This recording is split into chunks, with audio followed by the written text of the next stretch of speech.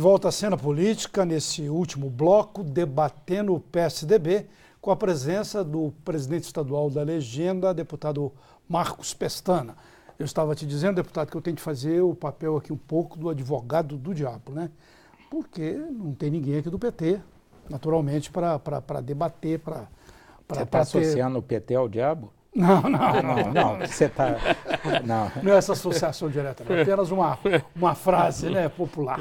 Mas é porque você disse aí sobre esses escândalos, principalmente da CPI da Petrobras. A gente tem lá preso o doleiro Alberto Youssef, que é um dos personagens centrais dessa polêmica, desse escândalo, e ele já teve, por meio de assessores, também ligações com o próprio PSDB. Assessores de José Serra já tiveram ligação com ele. Houve lá o escândalo do Banestado, ligado ao pessoal do DEM, Borhausen, Jaime Lerner, né? Parece que essa lavanderia Youssef é uma lavanderia perigosa que pegou de vários lados. Parece, né? Logicamente eu não estou aqui com provas, claro, né? É o que a gente vê publicado e são as ilações que a gente pode tirar desse noticiário. A gente tem que ter muito cuidado e a imprensa tem um papel essencial nisso. E eu procuro ser muito ponderado, sabe? Não é uma agenda que me dê prazer. É assim, o que eu chamo de agenda de porta de cadeia. Mas nós temos que ter muito cuidado para não destruir reputações de pessoas dignas. Nós já tivemos casos onde a gente joga na lama a história de uma pessoa e quando a coisa é apurada, a pessoa não tinha nenhum comprometimento com malfeitos, com rompimento da ética. Sim, eu acho assim, quer dizer, quando aquele negócio que se fala quando tem uma crise moral dessa e denúncias, aquele negócio na rua do pega ladrão, o próprio ladrão grita pega ladrão para dar aquela confusão, é um negócio como jogar areia no ventilador para tumultuar e dispersar. Eu acho que é preciso muito rigor, muita serenidade, muita seriedade na apuração. E eu acho que quem cometeu erros, desvios, nós temos que, nós temos que recuperar a credibilidade da política brasileira. As pessoas têm que ter admiração pelos seus líderes. Sim, né? Então, e hoje não é isso que a gente vê. Há uma desconfiança profunda das lideranças políticas, do sistema partidário, mas o povo é sábio, ele sabe separar o joio do trigo. Mas muitas vezes essa desconfiança, ela se alastra perigosamente e atinge pessoas que são pessoas corretas. E o que está acontecendo, Peninha, é que muitas pessoas de bem estão se afastando da política. Sim. Você querer trazer um intelectual, um empresário, um artista, um desportista para a política, às vezes está difícil, sim, porque a pessoa não quer ter sua imagem pública confundida com esse lodaçal. Sim. Então é muito importante. O Churchill falou certa vez que a democracia é o pior sistema, exceto todos os outros que foram testados por aí, né? Então, assim, nós estamos condenados à democracia, à liberdade. Existem questões que são de órbita privada, pessoal, familiar. Agora, a gente gera o lixo, alguém tem que cuidar do lixo. A gente gera o esgoto, alguém tem que cuidar do esgoto. Tem gente que não tem dinheiro para contratar escola particular, então tem que ter educação pública. Tem gente que não tem dinheiro para ter plano privado de saúde, então tem que ter saúde pública.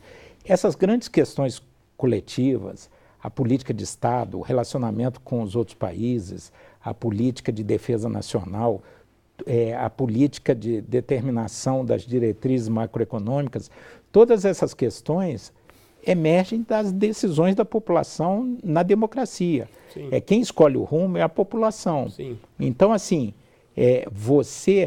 olha, se as pessoas de bem... O Martin Luther King tinha uma frase também, que ele falou certa vez que não se preocupava muito com a estridência e o grito dos desonestos, dos sem ética, dos corruptos, mas com o silêncio dos justos. Sim. Então, se as pessoas de bem se afastarem da política, os sem-vergonhas e os bandidos não têm nenhum prurido de continuar participando. Agora, deputado, falando um pouco de cenário eleitoral, o programa já meio que está caminhando para o fim, para a gente fazer um retrospecto aqui do que começou, nós começamos o programa falando sobre a importância dessa eleição, o senhor falou que é uma das eleições mais marcantes, e neste cenário, o senhor já apontou uma pesquisa e tudo pode mudar, quer dizer, a rádio que eu trabalho fala que em 20 minutos tudo pode mudar e pode mudar mesmo.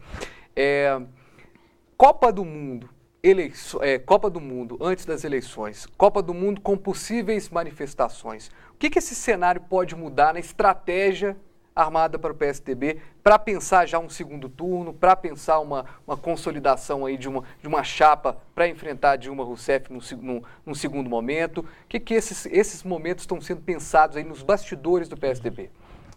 Eu não acredito que a questão esportiva em si tenha impacto eleitoral. Até já foi feita uma pesquisa dissociando os resultados, quando o Brasil foi campeão ou foi derrotado, dos resultados eleitorais do governo de plantão. Mas as manifestações que podem aí acontecer. É outra coisa. São 3 coisas separadas. Uma coisa é assim, seleção ganhar ou perder. Eu acho que isso não é determinante para o resultado eleitoral. Isso seria subestimar a inteligência das pessoas, o bom senso das pessoas,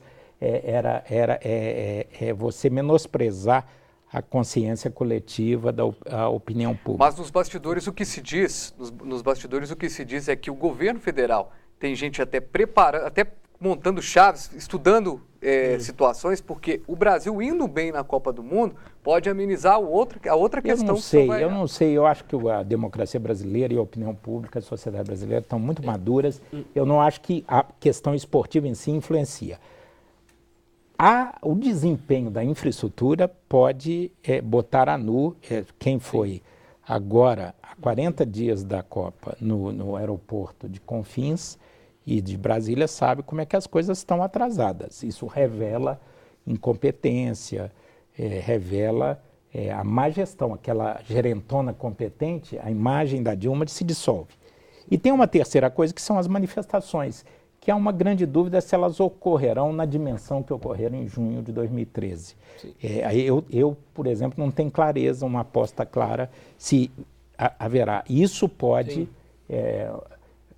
comprometer a imagem do governo Dilma. Outro dia, só um segundinho, eu estava conversando com uma série de representantes da sociedade civil sobre as diretas, porque nós estamos fazendo 50 anos do fim do regime, do início do regime militar, e estamos completando 30 anos da campanha das diretas. Belíssima, acompanhei. Vi, inclusive, como é que o doutor Tancredo Neves montou um comício belíssimo, e cariocas e paulistas diziam que ele não ia montar aquele comício, não, que Minas é cautelosa demais, e ele montou um comício para 500 mil pessoas. Estive presente. Muito firme. Agora, o que uma das pessoas falou é o seguinte: não estava na hora de fazer uma campanha contra a corrupção, tipo a campanha das diretas?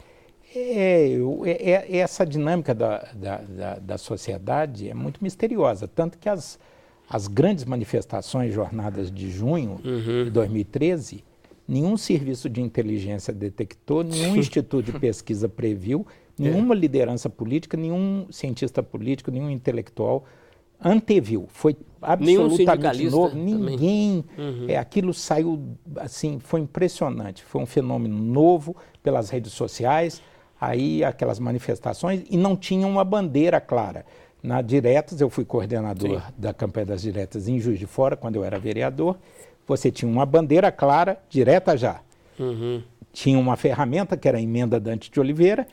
Tinha uma série de partidos e movimentos que convocavam as manifestações, a turma ia para a rua com um objetivo claro. Essas manifestações de junho não tinha líder, não tinha convocação organizada e nem tinha uma pauta clara. Eram manifestações com reivindicações difusas. A questão da corrupção e se vale a pena uma campanha.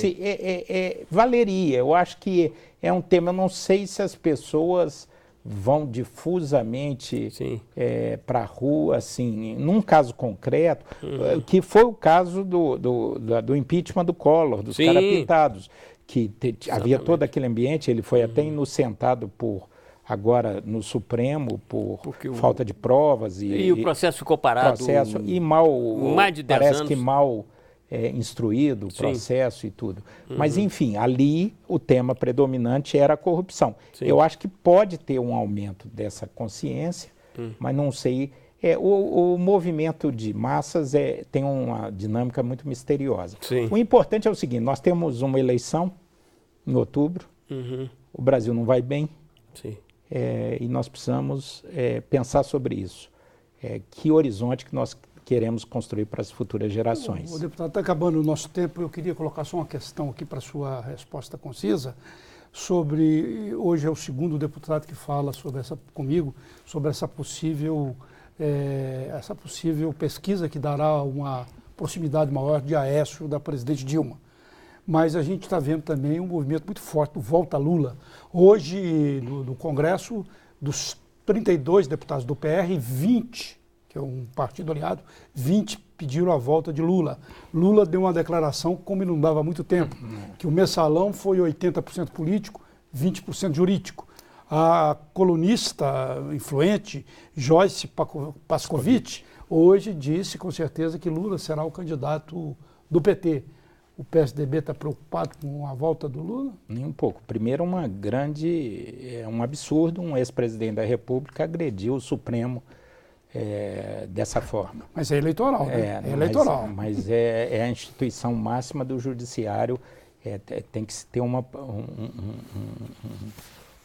postura séria e pedagógica para a sociedade, o respeito à autonomia. Você não pode agredir dessa forma, achar que o Supremo, inclusive com a maioria de ministros indicados por ele próprio, decidindo com base num processo. Não foi uma coisa aleatória, discricionária, sim, absurda, essa afirmação do Lula. Mas a volta dele em bola... Não, se fizer uma pesquisa no PT, no PMDB e na base aliada, 90%, a Dilma é muito pouco querida no Congresso. Lá eles defendem a Dilma só para cumprir tabela, por obrigação de ofício.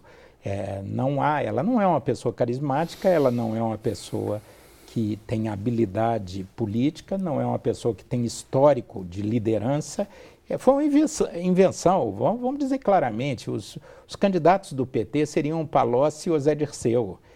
Só que o destino aprontou a armadilha, os dois caíram e ela foi uma invenção de última hora. Ela não foi talhada para isso, ela não é uma estadista, não é uma líder política. E lá no Congresso todo mundo diz isso nos bastidores. Mas eu acho, o Aécio está preparado para enfrentar Dilma ou Lula. Se venha quem vier, porque é um projeto. O país vai mal porque o software está errado, a direção estratégica está errada com Lula ou Dilma. Mas eu acho que esse balão que hoje, a partir da Joyce, se expandiu na imprensa toda, isso volta e meia no Congresso surge, eu não acredito que o Lula vai encarar isso, até porque ele vai pagar um pedágio, porque se a criatura foi mal, a culpa maior é do criador. Agradecemos ao deputado, aos jornalistas, e Cena Política volta na próxima semana, agradecendo a você e ao seu prestígio. Até lá.